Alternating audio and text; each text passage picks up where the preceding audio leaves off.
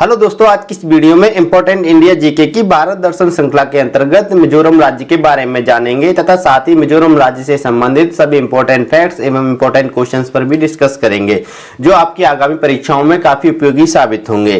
तो चलते हैं अपने टॉपिक की तरफ। अपने टॉपिक की तरफ चलने से पहले मैं आपको बता दूं कि दोस्तों हम अपने यूट्यूब चैनल पर भारत दर्शन श्रृंखला के अंतर्गत भारत के सभी राज्यों के विस्तार से वर्णन कर रहे हैं। आप अन्य राज्यों के बारे में अगर पढ़ना चाहते हैं तो आप हमारे YouTube चैनल की भारत दर्शन श्रृंखला की प्लेलिस्ट में जाकर बाकी के राज्यों के बारे में पढ़ सकते हैं। हमने इससे भी पहले कई राज्यों के बारे में वीडियोज बना दिए हैं। तो शुरू करते हैं आज के राज्य मिजोरम राज्य को। देखिए, सबसे पहले हम जानेंगे मिजोरम राज्य की बेसिक जानकारियां कि मिजोरम राज्य को स्थानीय भाषा में सबसे पहले देखेंगे कि जो मिजोरम राज्य को स्थानीय भाषा में मिजोरम है, इसका अर्थ होता है मिजो भूमि, जिसका शाब्दिक अर्थ होता है पहाड़ वासियों की भूमि। अगर आपसे पूछ लिया जाए कि मिजोरम का शाब्दिक अर्थ क्या है तो आपको बता देना है पहाड़ वासियों की भूमि मिजोरम का शाब्दिक अर्थ होता है। ब्रिटिश प्रशासन में मिजोरम का नाम लोसाई पहाड़ी जिला था। आपको याद रखना है कि जब ब्रिटिश का भारत पर ब्रिटिश शासन था, यानी कुल मिलाकर हम कह सकते हैं कि जब ये असम के अंतर्गत आता था तो उस समय असम पर ब्रिटिश शासन था और उस समय असम के लोसाई जिले के नाम से जाना जाता था। ये बात आपको यहाँ पे समझनी है, ठीक है। 1954 में संसद द्वारा पास किए गए अधिनियम के आधार पर इसका नाम मिजो पहाड़ी जिला रखा गया जो असम के अंतर्गत आता था। यानी आपको याद रखना है कि जब ब्रिटिश प्रशासन में भी असम के अंतर्गत आता था उस समय इसका नाम था लोसाई पहाड़ी जिला। 1954 में जब हमारा भारत देश आजाद हो गया था 1947 में, 1950 में संविधान लागू हुआ और 1954 में एक अधिनियम के आधार पर इसका नाम लोसाई पहाड़ी जिले से बदलकर क्या रख दिया गया, मिजो पहाड़ी जिला रखा गया। और उस समय भी ये किस में आता था, असम में आता था। अब उसके बाद में क्या होता है कि इसको असम से अलग किया जाता है। अब क्या होता है कि 1972 ईस्वी में जब इसे संघ शासित प्रदेश बनाया गया तो इसका नाम क्या रखा गया, मिजोरम रखा गया।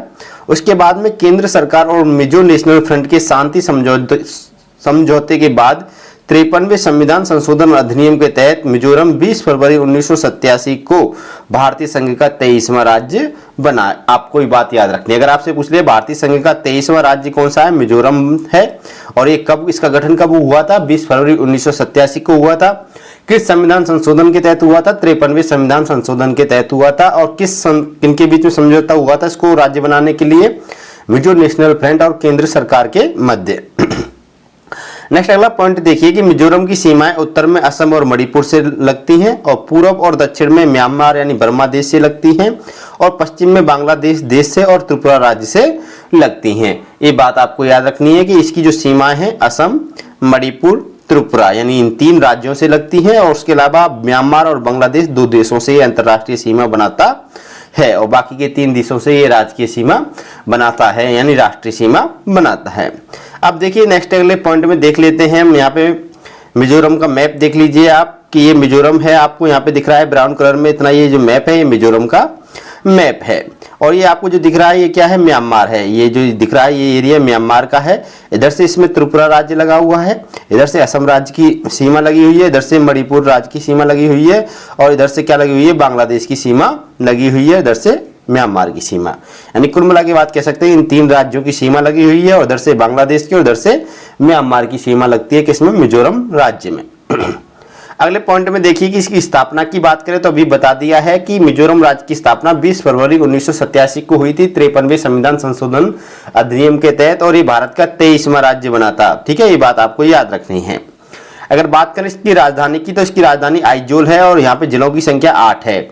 विधानसभा सीटों की संख्या मिजोरम में 40 है, लोकसभा सीटों की संख्या 1 है और राज्यसभा सीटों की संख्या भी 1 है। ये है मिजोरम की बेसिक जानकारी है। इसके अलावा मिजोरम के राजकीय पशु की बात करें तो मिजोरम का जो राजकीय पशु है उसका नाम शेरो है। ये शेरा है, आपको दिख रहा होगा यहाँ पे, ये मिजोरम का राजकीय पशु है। अगर राजकीय पक्षी की बात करें तो मिजोरम का जो राजकीय पक्षी है वो मिसेज ह्यूम्स फिजेंट है। यानी ये तीतर है एक प्रकार का जो मिसेज ह्यूम्स के नाम से जाना जाता है और ये क्या है, मिजोरम राज्य का राजकीय पक्षी है। अगर हम पुष्प की बात करें तो मिजोरम राज्य का जो पुष्प है राजकीय वो है रेड वांडा और राजकीय पेड़ है आयरन वुड। अब बात करते हैं मिजोरम राज्य से संबंधित कुछ इंपॉर्टेंट क्वेश्चंस पर। सिलेक्टेड क्वेश्चंस हैं जो एग्जाम में आने की संभावना रखते हैं, इनको आप अच्छे से पढ़ लीजिएगा, याद कर लीजिएगा। देखिए सबसे पहला क्वेश्चन है हमारा कि मुरलेन राष्ट्रीय उद्यान और फवंगपुरई राष्ट्रीय उद्यान। इन दो राष्ट्रीय उद्यान है, एक का नाम मुरलेन है और दूसरे का नाम क्या है, फवंगपुरई राष्ट्रीय उद्यान भारत के किस राज्य में अवस्थित है। इंपॉर्टेंट है ये क्वेश्चंस, याद रखना है। और ये जो भारत के मिजोरम राज्य में दोनों राष्ट्रीय उद्यान अवस्थित हैं। अगर हम बात करें नेक्स्ट अगले क्वेश्चंस की कि मिजोरम राज्य के प्रमुख त्योहार कौन कौन से हैं, तो याद रखना है मिजोरम राज्य के प्रमुख त्योहार हैं चपचार कूट, मीम कूट और थाल फवांग कूट। एक बात याद रखनी है कि मिजोरम में त्योहार को कूट के नाम से संबोधित किया जाता है। देखिए मिजोरम निवासी, अगला क्वेश्चन है इसी चीज का कि मिजोरम निवासी त्योहार के लिए किस शब्द का इस्तेमाल करते हैं, तो इसका सही आंसर है कूट शब्द का इस्तेमाल करते हैं। यानी मिजोरम में त्योहार को कूट बोला जाता है। नेक्स्ट अगला देखिए क्वेश्चंस कि मिजोरम राज्य किस उच्च न्यायालय के न्यायिक क्षेत्र के अंतर्गत आता है, तो मैंने अभी बताया है कि गुवाहाटी के अंतर्गत आता है जो असम राज्य में स्थित है। ठीक है, नेक्स्ट अगला क्वेश्चन है कि मिजोरम राज्य की सर्वोच्च पर्वत चोटी कौन सी है, तो इसका नाम है द ब्लू माउंटेन। मिजोरम राज्य की क्या है, सबसे ऊंची पर्वत चोटी है। नेक्स्ट अगला क्वेश्चन देखिएगा कि मिजोरम राज्य की प्रमुख भाषाएं कौन कौन सी हैं, तो इसका सही आंसर है मिजो व अंग्रेजी मिजोरम राज्य की क्या है, प्रमुख भाषाएं हैं। नेक्स्ट अगला क्वेश्चन देखिएगा कि मिजोरम राज्य के प्रमुख लोक नृत्य कौन कौन से हैं, तो याद रखना है मिजोरम राज्य के प्रमुख लोक नृत्य हैं चेरो, छेलाम और खुल्लम।